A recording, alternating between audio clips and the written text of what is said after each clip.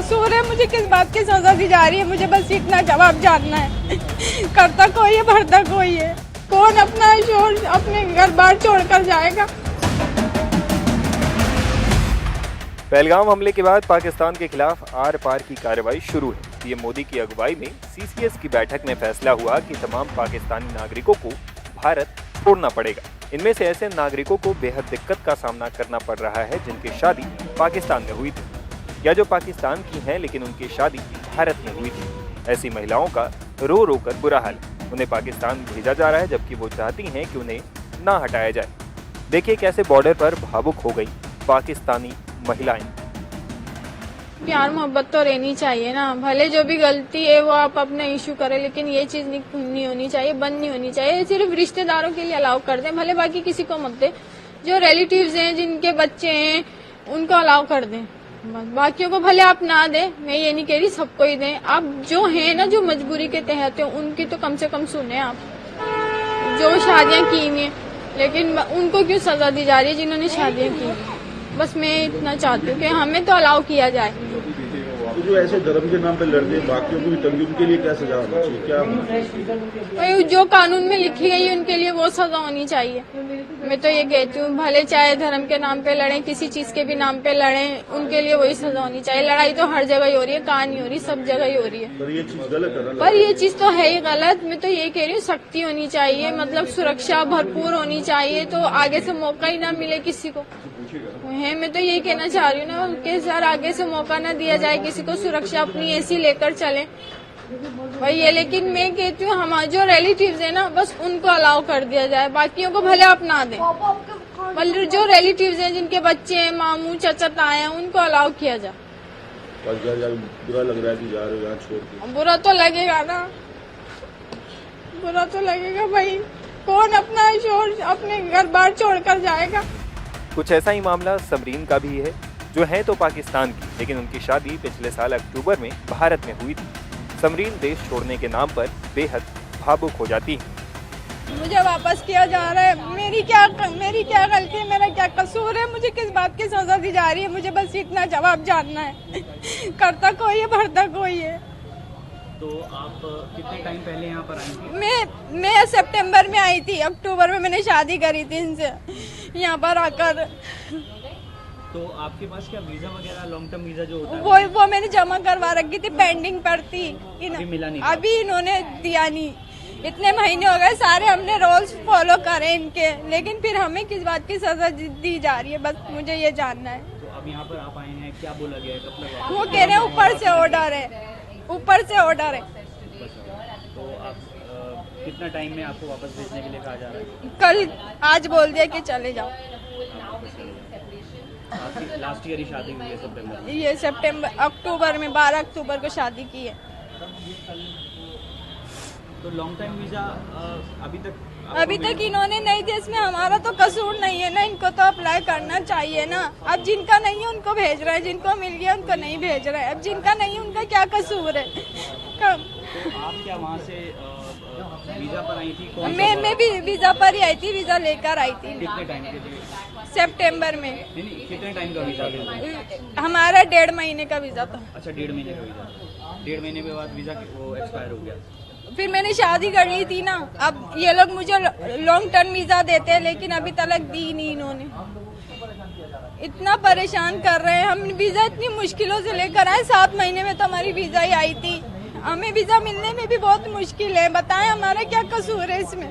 जो आते जाते उनका क्या कसूर है, उनके लिए तो कोई चीज निकाले ना ये। एक सवाल ये है कि जिस तरह से पहलगाम में हुआ और सर देखिए, उसमें तो हमारा कसूर नहीं है ना, उसमें तो हम लोग नहीं है, उसमें तो हमारा कसूर नहीं है। मैं तो कहती हूँ जिसने किया है गलत बहुत हुआ है, जिसने किया उसको सजा दो। हम आम पब्लिक का क्या कसूर है, हमें क्यों घसीटते हो इन चीजों में। बस मुझे इस बात का करना है जवाब।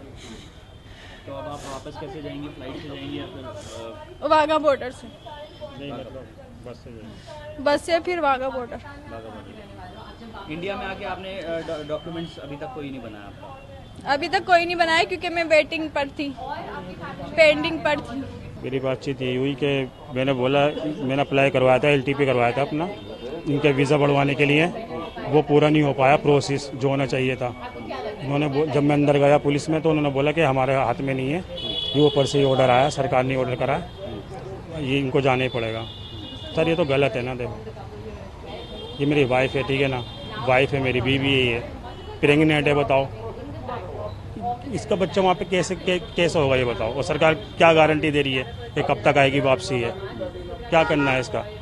जो भी हुआ वहाँ पे कश्मीर में, जो भी हुआ बहुत गलत हुआ, उनके परिवार के साथ बहुत गलत हुआ, मैं मानता हूँ, हमारा भी दिल दुखा हुआ है, लेकिन इसका जो इनका दिल दुख रहा है इनका क्या। मैं सरकार से ये अपील करना चाहूँगा। अप्लाई आपने किया हुआ था, अभी तक मिला नहीं है। देखिए मेरी 12 अक्टूबर को यहाँ पे शादी हुई थी, इनसे करी थी मैंने। फिर उसके बाद 2 महीने के बाद यहाँ पे मेरी वेरिफिकेशन हुई थी घर पे पूरी अच्छे से, तसल्ली से सब से। उसके बाद फिर इन्होंने कुछ भी नहीं करा, ना मेरे को LTP दी लॉन्ग वीज़ा बढ़ाने के लिए, ना कुछ दिया। अब 6 महीने के बाद ये वापसी जा रही है एकदम अचानक ही। तो इसमें हमारी क्या गलती है सर, आप ये बताइए, हमारी गलती क्या है हमारी? जिसने न करा वो तो उस पर मनुष्य मारा, जिसने करा बहुत मेरे मुंह से गाली निकली, जो भी करा गलत करा। जिन परिवारों के साथ करा हमें भी बहुत दुख है, लेकिन इसमें हमारी क्या गलती है, इनकी क्या गलती है, इन लोगों की क्या गलती है? बता दें कि इससे पहले भी एक हिंदुस्तानी महिला ने बॉर्डर पर खूब बवाल किया था, जब उसके बच्चे जो पाकिस्तानी नागरिक हैं उन्हें तो पाकिस्तान जाने की अनुमति मिल गई, लेकिन उस महिला को भारतीय नागरिक होने की वजह से पाकिस्तान जाने की इजाजत नहीं मिली। आज तो मैं यहाँ शहर उठा के मर जाऊंगी, मुझे आज किसी भी हालत में जाना है। मेरा नाम अफशीन जहांगीर है, जोधपुर से हूँ, 900 किलोमीटर हम लोग आए हैं यहाँ पर। मैं 11 साल हो गए मेरी शादी को, वहाँ पर मम्मी पापा से मिलने आई थी। विदिन 48 आवर्स में खाली करो, निकल गए मेरे 2 बच्चे बॉर्डर के उस पार खड़े हुए अपने पापा के साथ। या फिर गवर्नमेंट ने ये क्यों नहीं चलाया कि जिनकी शादियां हुई हुई है, जो बच्चे यहाँ आए हुए हैं, उनको ये प्रोटोकॉल फॉलो करना है। बस हेडलाइन चला दी 48 आवर की, मुझे कुछ नहीं पता। मेरी आवाज जहाँ तक भी पहुँच रही है, मुझे आज किसी भी हालत में बॉर्डर क्रॉस करना, वरना मैं यही धरना दे के बैठ जाऊंगी। ये कोई तरीका थोड़ी ना हुआ, हम लोग लाखों रुपए बर्बाद करके आए, इतने आराम से पैसा कमाते हैं क्या? वहाँ पर मेरा मियाँ खड़ा हुआ है, इतना थोड़ी ना होता है। मुझे कुछ नहीं, ये मेरी नेशनलिटी की स्लिप है, कैप्चर करे, ये मुझे हाफ नेशनलिटी मिली हुई है, ठीक है ना, ये मुझे हाफ नेशनलिटी मिली, सही है। और इसके बुनियाद पर मुझे ये लोग नहीं रोक सकते, ठीक है। मैं हाफ पाकिस्तान नेशनल हूँ, अगर मुझे नेशनलिटी नहीं मिली मेरा कसूर है। आप लोग प्रोटोकॉल देते 20 साल बाद नेशनलिटी मिलेगी।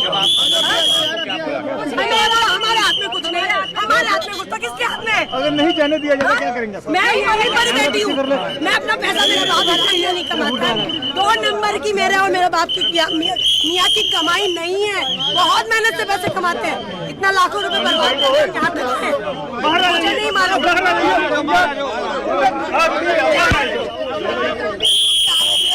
ये कौन सा है कि शादीशुदा औरत अपने घर जा रही है, सारा वीजा मेरा लिया हुआ है, मेरे पास सबूत है, मेरा हस्बैंड का नाम मेरे पासपोर्ट में ऐड है, उसके बावजूद भी हमारे हाथ में कुछ नहीं है। हाँ? ये कौन सा तरीका है? मुझे रास्ता चाहिए, आप मीडिया भाई लोगों के जरिए मुझे रास्ता चाहिए। मेरा इंडियन पासपोर्ट है, मैं 45 डेज के लिए आई थी। वैसे मेरी रवानगी 27 को बॉर्डर क्रॉसिंग की थी कि मैं चली जाऊंगी, लेकिन लाइन चलने के बाद, न्यूज देखने के बाद 3 आवर्स में तैयारी करके हम लोग निकले हैं, ठीक है। उसके बाद हम लोग यहाँ आए, चलो आप लोग आए, उनकी भी